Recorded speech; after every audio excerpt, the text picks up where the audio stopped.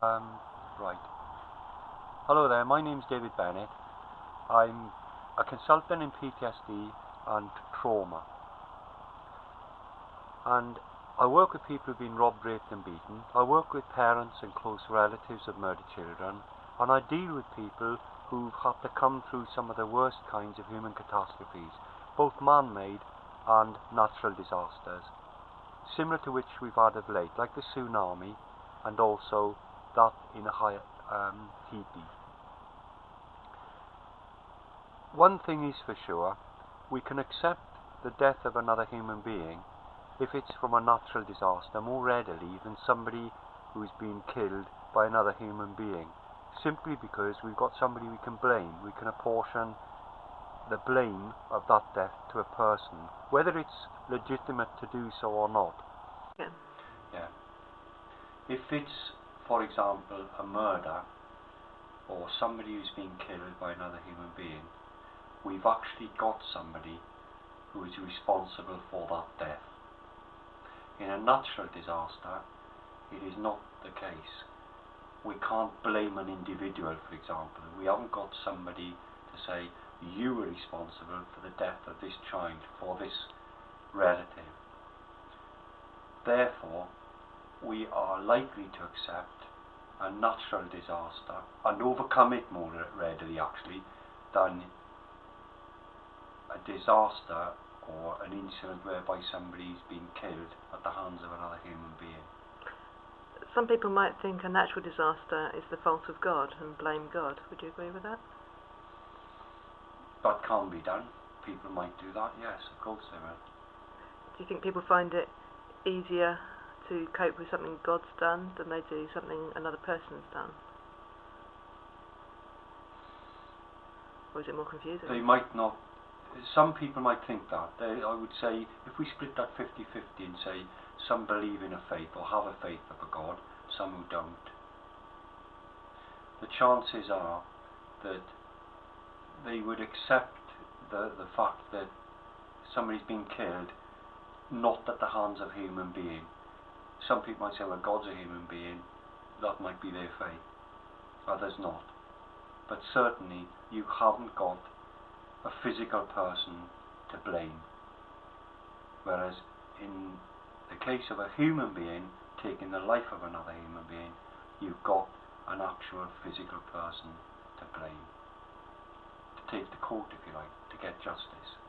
Whereas you won't do that if it's a natural disaster, like an earthquake struck down by lightning, or even a tsunami, because they're natural disasters, they can naturally develop. Do you think a person feels personally attacked if they've lost somebody to murder, for example, and that feeling of being personally attacked is a whole separate thing to get over? That could be the case. In many cases, that they get attacked because it's part of their family.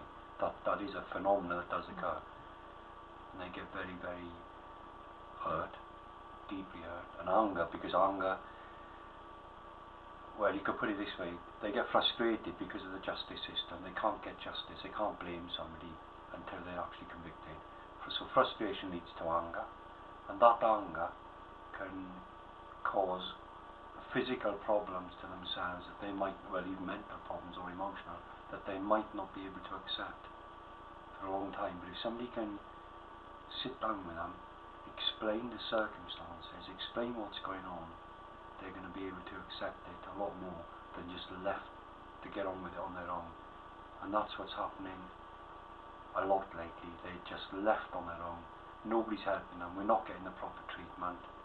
And I'm not going off the subject, I'm still keeping to the relevant question you've asked, is that, for example, a lot of our military personnel coming back from Afghanistan who witnessed murders, people being shot, mutilation on a scale that you're never likely to see again. Now those people are likely to encounter traumatic events of a nature in one day more than most human beings will ever see in a lifetime. So naturally, their reasoning, their rational thinking will become a lot more deeper than somebody who's not encountered those sort of problems. How do you help people like that? The first thing we can do is offer these individuals our presence. Give them of our time. Sit down with them and listen. Listen with intent. Try to see what's going on. Watch what they're saying. That might sound silly because we're saying we're hearing, but you watch what they're saying, because with hearing comes a physical behaviour with the body. And if somebody's holding their arms close or tight, they're closing in, they're preventing you from getting into them. And that's what we're trying to do, is to free up that hurt, that pain, that switching off, if you like, from human nature. And if you wanted to define PTSD in one sentence, it's the sudden cessation of human interaction. They suddenly cease to interact with other human beings. They switch off. They don't want to associate with them. And one of the other aspects that's most important is that if I or you drop a cup, that's important to us. Or like if a lady drops a cup, it's part of a set, and it might not be easy to replace.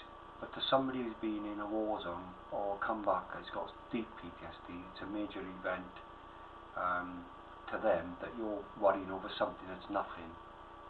So to the patient who's got PTSD, the dropping of the cup and it smashing is nothing to what they've encountered, and they cannot sometimes associate why you are panicking or worrying over something so minute that to them is something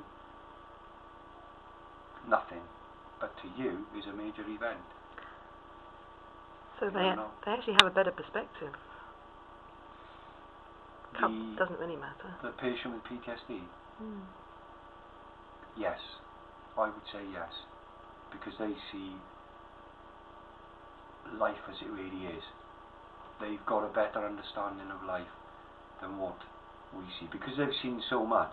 It's like everything else, you become acclimatized to it, and you tend to not worry so much, but you're worrying about something that you cannot deal with. That's the difference. So if you've got PTSD, you've encountered traumatic events that can build up over time.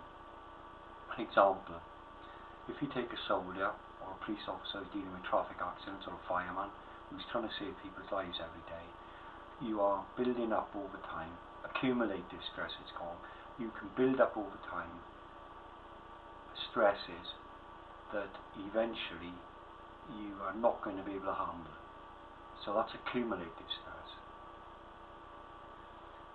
That's fine, you can handle that, but none of us know where our level of coping ability is at any one time. Once you exceed that level of coping ability, like for example, you've been dealing with these incidents every day, and they accumulate stresses and toil on our bodies and minds, eventually you will come across something that's going to overwhelm it. And that's what PTSD is. You might then the next day go to an accident where a child's been killed or murdered under horrendous circumstances, and you've gone over the threshold. You've now gone into PTSD. That again you can assist people with. What is the most difficult aspect of all this? When that illness then goes on untreated, as I said earlier, you are then going into what we call burnout. Burnout means, particularly a doctor can get that as well, where you see a patient coming into the surgery, you're consulting and say, oh, not him again, what the hell is wrong with this bloke now? That's telling you that your threshold is getting near its top of range, and you've got to ease off, and you've got to sort yourself out. Take a break, take a rest, get physical activity in, go out, get a holiday, just disappear, to go walking, do what you did before, plenty of laughing, having jokes, go out with friends, but get away from your present everyday activities, have that break, and then you'll get refreshed, come back and look at it freshly again, and in the majority of cases you'll see the circumstances a lot more clearer than you would have done previously.